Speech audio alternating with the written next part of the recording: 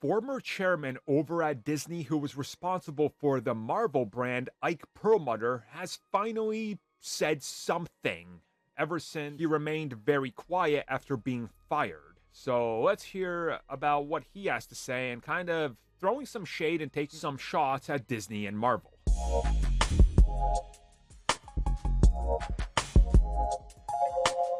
So it was Bob Iger's decision when he came back taking over from Bob Chapek that he decided to cut a lot of costs, jobs, and save a lot of money quickly. He managed to save $7.5 billion by cutting out a lot of people, including Ike Perlmutter. Now, him and Perlmutter have a history of not agreeing with each other because Ike wanted to essentially take Marvel Entertainment and literally try to operate it like it's his own thing, not connected to the MCU, embargo characters, and try to do everything on the cheap, don't spend money, toss it to the lowest bidder and see what happens. You know, the old Marvel way. And him and Iger and Kevin Feige clashed, so he was fired. He finally got to talk a little bit about this in a public way, addressing his firing, obviously, and what's going on.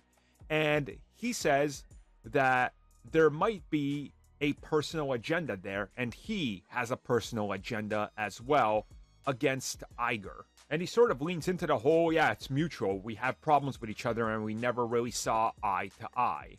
And he says that it's interesting to see what Iger did because that might be different than what the shareholders wanted. But he believes that Iger did it out of revenge. Now, this might be true, it might not be. But the fact of the matter is, even if all the shareholders disagreed with Iger, he made them $7.5 billion in savings. So they're just going to go, well, cool, he made the right call. So this to me is really a non-issue. And we also know that he tried to fire Kevin Feige and try to overthrow Marvel Studios at one point. And it was described as essentially inviting a Donald Trump to your board and letting him just sort of cut everything up in a dangerous way and having him literally cook the books and everything and go, well, here you go.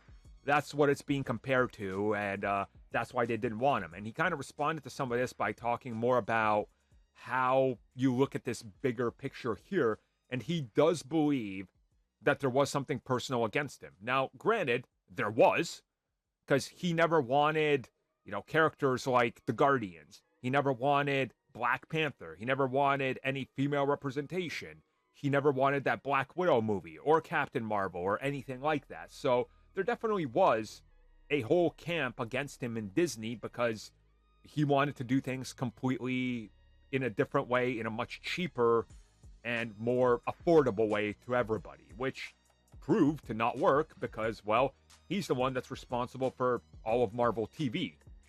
And we saw what happened with the likes of Iron Fist and Jessica Jones and Luke Cage. They all ended up suffering massively because he started to cut corners everywhere.